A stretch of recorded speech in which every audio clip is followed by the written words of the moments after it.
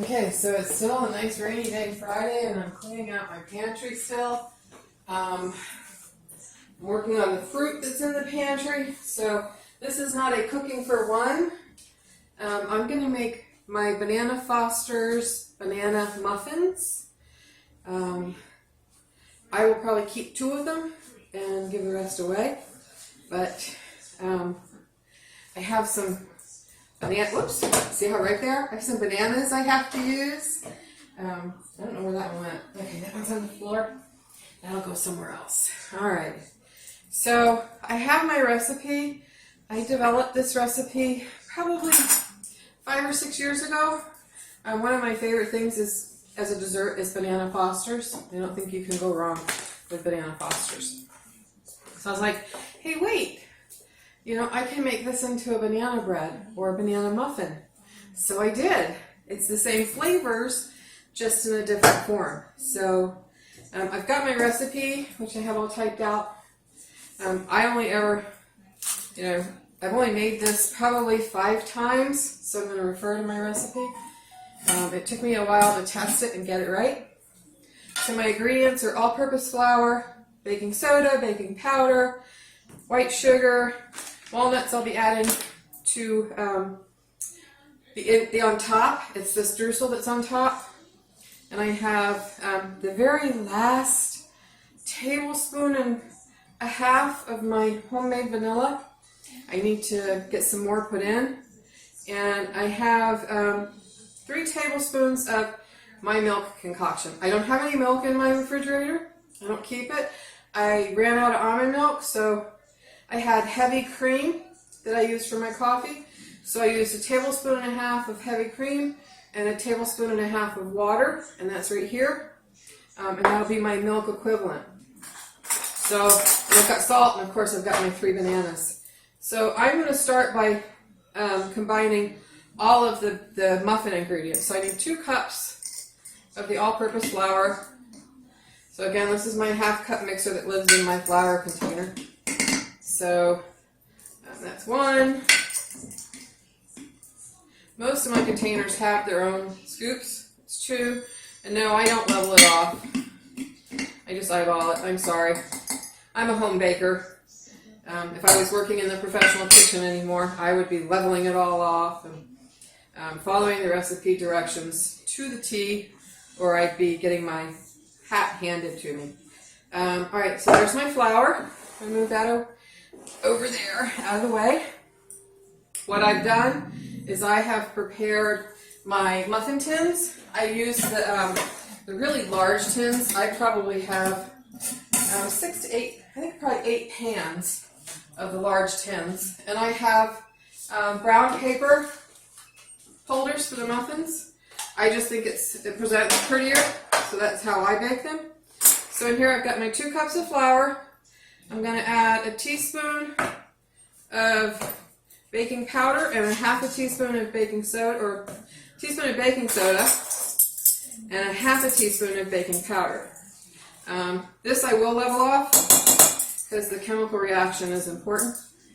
So I've got that in. It's always important to me when I'm baking to definitely move my ingredients left to right so I remember that I've put them in.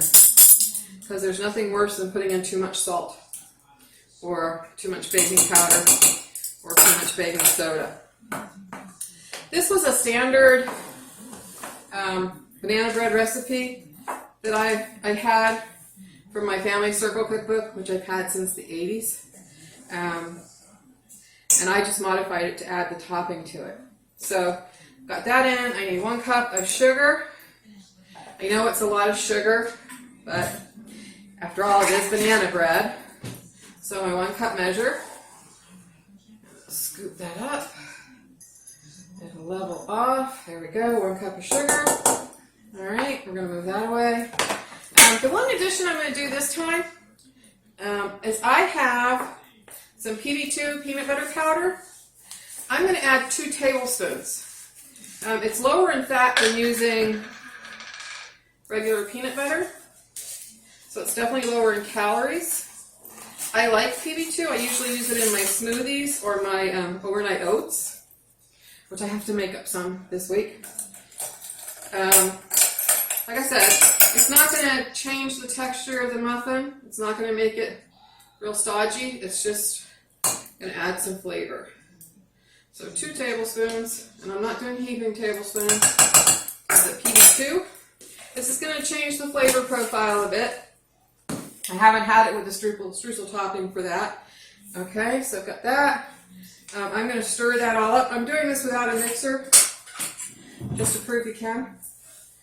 So for people that don't have a stand mixer or a hand mixer, this just shows you good old fork works just as well. So I'm stirring up my dry ingredients real fast. I'm going to add in my bananas, my milk. Here's my vanilla. Okay, here's my milk. One of the other things I have is a half a cup of vegetable oil. Need that, sorry. This is a good canola. I do need a little bit of salt. Like a teaspoon. I'm going to put this in the back. That activates the baking powder and the baking soda. I need 2 eggs. Grab those.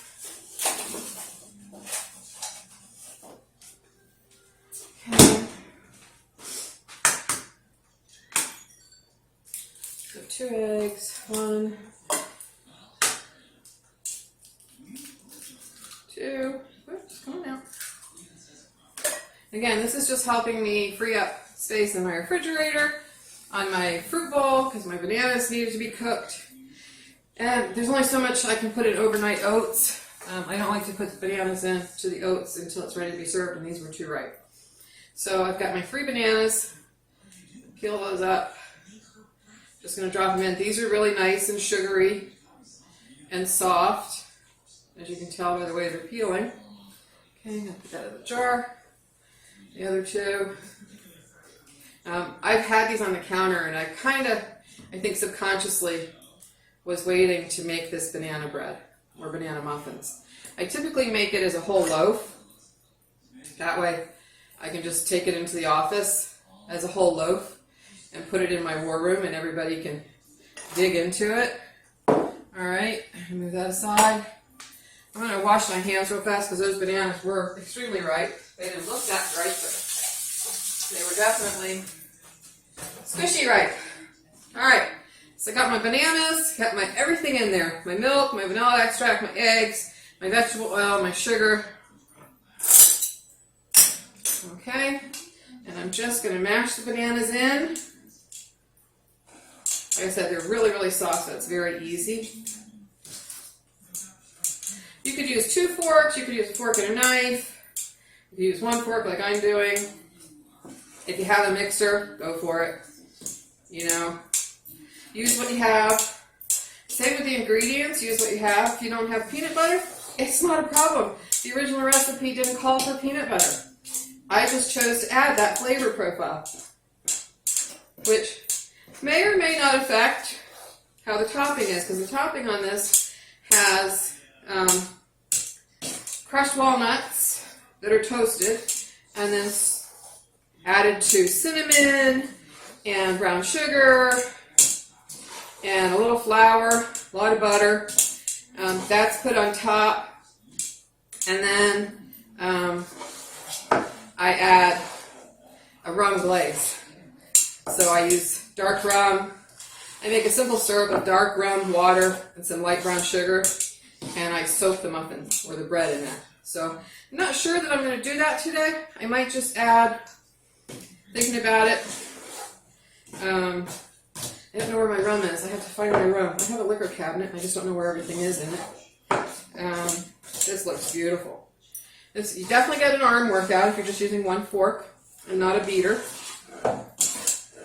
The batter looks beautiful. It's not supposed to be a liquidy batter like a cake batter, because this is a muffin. This is not a cake. And I know the saying is that you take the icing off a cupcake and it's a muffin. Is not true.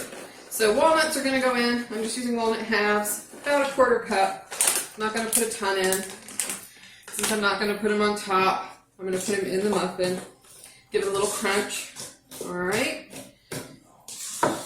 Now if I can find my ice cream scoop, I'll show you the perfect way to scoop these into the tin. I want to go ahead and change over to a spatula. Let's see if I can find my large ice cream scoop. Sorry to have my back to you. Just happens. Nope. I can't find my large cookie scoop or ice cream scoop, so we're going to do this with just spoons, and that's okay. Like I said, use what you have. Don't be concerned about fancy equipment.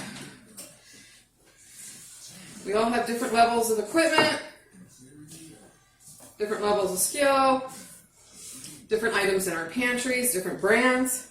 You know, if I think a brand is specific that you need to use for a recipe, I will definitely tell you what brand to use. But, you know, for something like this, there's no specific brand other than the PB2. I wouldn't try to put in actual peanut butter as opposed to the PB2. All right, so I need 2 large spoons. When I bake, I tend to put all of my pans on another pan. And the reason I do that, you can see, it's easy to hold. It's easy for me to lift just one pan into the oven as opposed to 2. Oh, it's beautiful batter. I want to taste it, but I'll wait. I wanted to see how that peanut butter added flavor to it. Okay, so I'm going to bake these when they're ready. There we go, big scoop right into the brown paper. I'm going to tap this down in a minute. Right now I'm just going to get the first scoop in each container. You want these about 2/3 full, remembering that they're going to pop up. I have not sprayed the paper. This is a brown parchment paper lining, so it'll peel right off when they come out. It has its own waxy coatedness to it. Alright, so I go ahead and put another scoop in each one. Make sure I get walnuts in each one. There we go. For those that don't like walnuts, you don't have to add walnuts. You could add pecans. You could have no nut. You could add chocolate chips. I have made banana bread with chocolate chips before, and that's a big hit with everybody on my teams. Alright, so those are 2/3 full. I'm going to switch sides. Oops, work on this second. I was hoping to get 12. Like I said, this is a little bit bigger muffin tin than most people usually use. So I'm just gauging. I might only get 10 or 9, rather.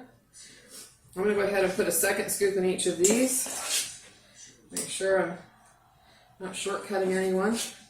Again, these are not by weight. If I was in a bakery, I'd be using the scoop and everything would be weighed out, because you don't want to raise your costs by using too much food and having inconsistent products. But not there. I'm at home making for me and whoever's willing to drop by and eat a muffin. Oops. See, it's not a runny dough or batter. It's pretty thick. I'm going to get one more out of here. So we're getting 11, not 12. All right.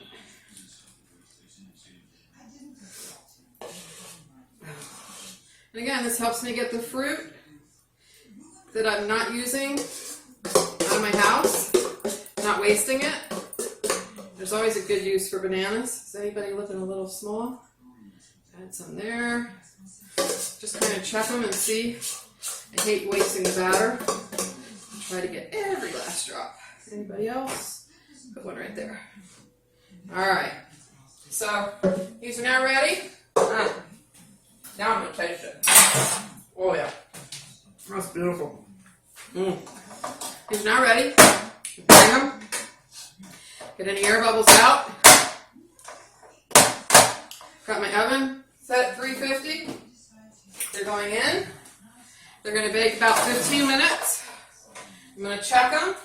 They should be, you're going to do the cake test where you use a toothpick to see if it comes out clean.